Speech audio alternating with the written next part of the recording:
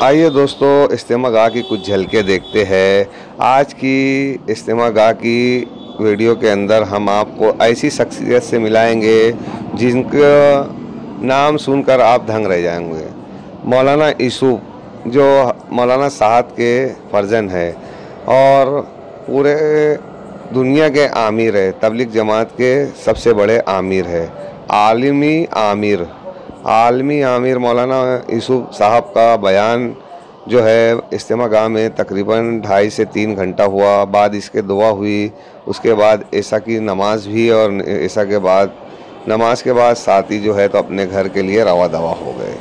دوستو یہ دعا کے بعد کا کچھ منظر ہے جو منظر عام پر دکھائی دے رہا ہے۔ آگے ویڈیو میں ہم ان کی کچھ جھلکیاں بھی دیکھیں گے مولانا یوسف کی۔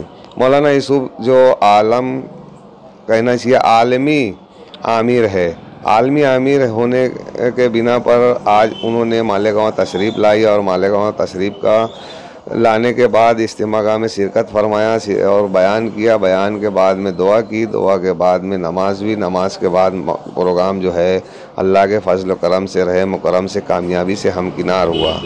دوستو یہ اجتماع گاہ کی اس وقت کی تصویر ہے دعا کے بعد کی۔ بعد اس کے نماز ہوئی اور اس کے بعد جو ہے تو لوگ رواں ہوئے، اور یہ اجتماع گاہ میں دعا سے اول کی، عصر بعد کی، مغرب سے اول کی تصویریں ہیں۔ یہ تصویریں کچھ اس طریقے سے ہے کہ ہائی جام تھا، چکا جام تھا، اور آنے والے مہمان جو ہے بہت تیزی سے، بہت رفتار سے مالیگاؤں اجتماع میں شامل ہونے والے جو ہے تو پہنچ رہے تھے۔ عصر بعد لاکھوں کا مجمع اجتماع گاہ میں ٹوٹ پڑا۔ یوں لگ رہا تھا کہ جگہ کم پڑ جائیں گی، لیکن اللہ کا کرم، اللہ کے مدد، اللہ کی رحمت سے، اللہ کے فضلوں سے اجتماع گاہ میں اچھا خاصا لاکھوں کا مجمع جمع ہوا، اور اجتماع جو ہے تو کامیابی سے ہمکنار ہوا۔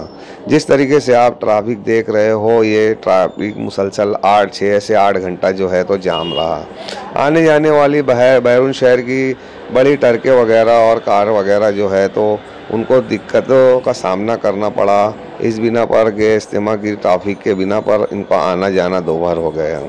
پھر بھی یہاں کی پولیس پرشاسن جو گرامین پولیس پرشاسن ہے، انہوں نے بخوبی بہت اچھے سے کنٹرول کیا اور ٹریفک کا نظم بنائے رکھا، اور ٹریفک کو کامیابی سے کنارے کرتے گئے۔ دوستو یہ درگاہ برج کا کچھ منظر ہے جو منظر عام پر آپ کو دکھ رہا ہے، اور یہاں سے ہم جائیں گے ڈائریکٹ کنٹرول روم، اور کنٹرول روم میں دیکھنے گے کہ کنٹرول روم کے بعد جو ہے تو مولانا کی کچھ جھلکیاں دیکھیں گے اور ان کے کچھ بیانات بھی سنیں گے۔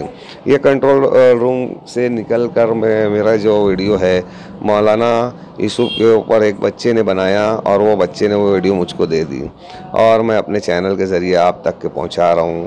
دوستو دیکھیے کس طریقے سے ان کی پہلے آواز سنیے اور پھر اس کے بعد ان کا دیدار کیجیے۔ شکریہ، السلام علیکم۔ میرے جیسے ہی نکل کر باہر آ گیا۔ اب ڈاکٹر مایوس ہو گئے، اطباء مایوس ہو گئے، کہنے لگے اب امیر المومنین ہوش میں نہیں آئیں گے، اب ہم نے ساری کوششیں کر لی، اب کچھ نہیں ہوگا۔ عمر رضی ایک صحابی آئے، آ کر کہنے لگے دیکھو میں ہوش میں لے کر آتا ہوں۔ کہنے لگے امیر المومنین نماز قضا ہو رہی ہے۔ نماز کیا ہو رہی ہے؟ ارے نماز کا وقت نکلا چلا جا رہا ہے۔ فوراً ہاتھ آنکھیں کھول دی امیر المومنین عمر بن خطاب رضی اللہ تعالیٰ نے، اور فرمایا کہ جو آدمی نماز نہ پڑھے اس کا اسلام میں کوئی حصہ نہیں ہے۔ یہاں فرمائی تھی یہ بات، جو آدمی کیا نہ پڑھے، نماز نہ پڑھے، اس کا اسلام میں کیا نہیں۔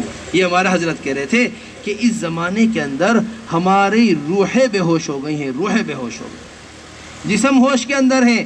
دیکھ رہے ابو عزین کو اذان کے لیے آواز، نماز کے لیے آواز دے رہا، دکان چھوڑنے کو تیار نہیں، کھیت چھوڑنے کو تیار نہیں، اپنے کاروبار چھوڑنے کو تیار نہیں کی۔ ان مبارک حضرات کے جسم تو بے ہوش ہو سکتے تھے، روحیں بے ہوش نہیں ہوا کرتی، ان کی روحیں ہوش میں۔ ایک تو روح کے تابع ہوتا ہے جسم، جسم کے تابع روح نہیں ہوتی۔ ایسی مضبوط روحیں تھیں کہ ان کے تابع جسم ہوا کرتے۔ بات بھی سمجھ میں آ رہی ہماری یا نہیں آ رہی؟